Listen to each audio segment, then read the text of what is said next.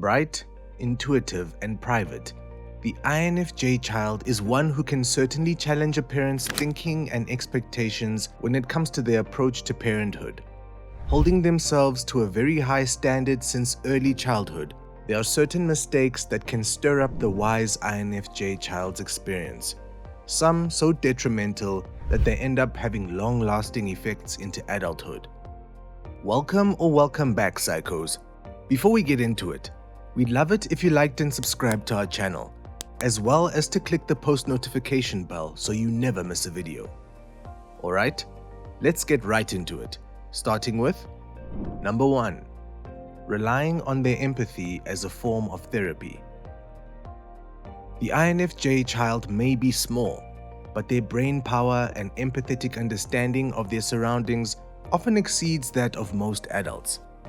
While this comes with some amazing benefits, starting them on their journey of deep perceptions when it comes to reading their peers, it also comes with its difficulties and harsh realities. One of these many difficulties being that adults may see them as the wise soul they are and subconsciously utilize it to their advantage. An example of this would be a parent relying on their INFJ child as a mental dumping ground to their own traumas, struggles, and life challenges. While it's okay to occasionally include your child in emotional lessons in life, some parents can take it a little too far by resorting to venting to their highly intelligent child in hopes of some unbiased advice rooted in innocence and empathy. Not only can this end up ruining the INFJ's appreciation for their gifts, but it can also cause them to grow up faster than they're already subjected to. Number 2. Being too overbearing. It's one thing for a parent to look up to their INFJ child as a wise and emotionally mature companion in hopes of some free therapy. However, on the other side of the spectrum is the parent who can't see the INFJ's independence and intelligence for what it is. This parenting mistake comes in the form of always thinking they know what's best for the INFJ child, despite noticeably expressed apprehension and discomfort. When the imaginative and free-spirited INFJ child is subjected to an unwavering demand of blind obedience and conformity, it won't take long until they become merely a shell of who they're supposed to be. Demonstrated through frustration, sadness, and rebellion, the potential brightness of the INFJ child is dimmed year after year until they are able to successfully retaliate. Whether in the form of fleeing the home at an early age or pushing a divorce on the opposing parent, the INFJ child will suffer from the traumas that come from an overly domineering parent for many years to come. Number 3. Being dismissive of the INFJ child's deep curiosities. Speaking of the overbearing parent, one of the many traits of this parenting mistake is the inability for the child to participate in or question a parent's decision. Through this "because I said so" type of approach, no form of rule setting will sit well with the innately non-conforming INFJ child. This is because it's in the personality type's very nature to question everything they experience until they've reached a truth that eases their curiosities. And since they don't rebel for the sake of being difficult, it's only when the INFJ child's constant questioning is dismissed and ignored that they begin to act out of character. Of course, this parenting mistake can be damaging for children of any personality type, as they're challenged to learn the ins and outs of the world around them by themselves. However, for the INFJ type, the failed reliance on their parents to aid them along the mind-expanding years of childhood can end up costing them the trust they should have in later years.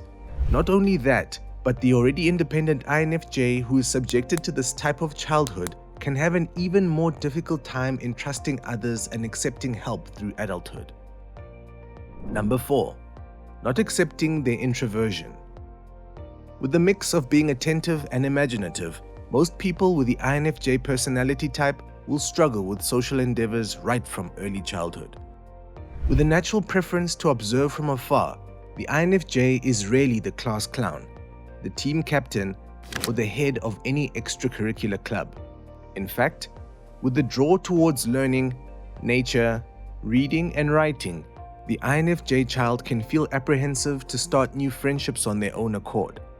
Usually, It takes a more extroverted character to slowly pull the INFJ from their inner minds and reserved demeanor. However, for the parent who refuses to accept this aspect of their introverted intuitive child, pushing them to sign up for hobbies, activities, and even classes that may break them out of this shell prematurely, it can have lasting consequences. Whether it's verbally encouraging them to socialize at a family gathering, trying to question why they are the way they are in social settings, or actively pushing them to mingle with other children, the INFJ child will feel the lack of control they have over their ambiversion, causing them to fake social relationships to make their parents happy. Number 5. Comparing them to other children. Speaking of refusing to accept their introversion, there's nothing that will make the already confused INFJ child question their undeniable differences more than being compared to other children. Look, little Jessie doesn't seem to have a problem talking to other kids. Or, why do you need to question everything I ask you to do? Why can't you be more like your sister? Simple remarks like this may be easily brushed off by the average child. But for the INFJ type who already notices how different they feel from those around them, they can be detrimental to their mental health and their willingness to remain authentic to who they are. In fact, most INFJ adults hold a subtle sense of trauma from this exact parenting mistake, making them feel inadequate by constantly comparing themselves to others, ultimately resulting in self-sabotaging behaviors in adulthood. The difference in awareness between an INFJ child who is praised for their differences in comparison to those who are belittled for it is drastic and only becomes more noticeable over time. Number 6. Not supporting their odd interests. If there's one thing that separates the INFJ child from their fellow peers, it's their quirky and unconventional hobbies and interests. With a steady mix of wanting to try new things and becoming fixated on the things they enjoy, the INFJ child requires flexible and non-judgmental support from their parents or guardians. Since it can be difficult for this type to fit in with those around them, these interests and fascinations are what the INFJ relies on when it comes to building their mental repertoire and understandings of the world around them.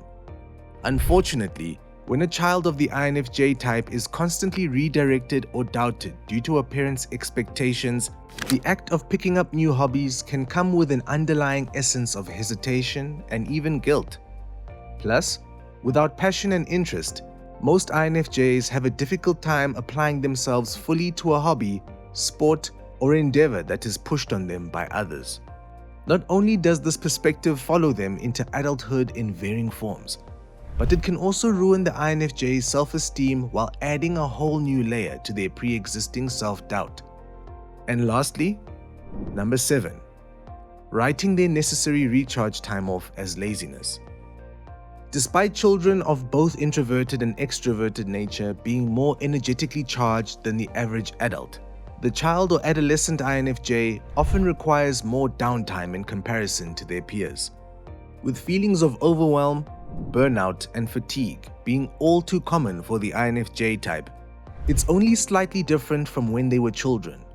In fact, due to the fact that during childhood, the development of the INFJ's introverted intuition and extroverted feeling is in full swing, solitude and processing time is at an all-time importance. The INFJ child requires ample amounts of alone time in order to sort through their vast ideas, understandings, and observations they face head-on each day. However, when the parent of an INFJ sees their child's need for alone time as laziness or inattentiveness, they may begin to project their own fears onto their child. Especially for the more extroverted parent, the INFJ's tendency to lay low can feel threatening and unrelatable. Without the understanding that this downtime is extremely important for their development, it's not uncommon for the parent of an INFJ child to push them to fill their spare moments with socializing, playing, or any other type of distraction. And while it may not seem like a big deal in the moment, it can cause the INFJ to become avoidant of their required recharge and reflection time, turning to more turbulent types of distraction to fill that void. Well, psychos, that's it for today. So, do you agree with these parenting mistakes? Let us know in the comments below. Also, make sure to leave us a like, share with your friends, and subscribe to our channel so that you never miss a video.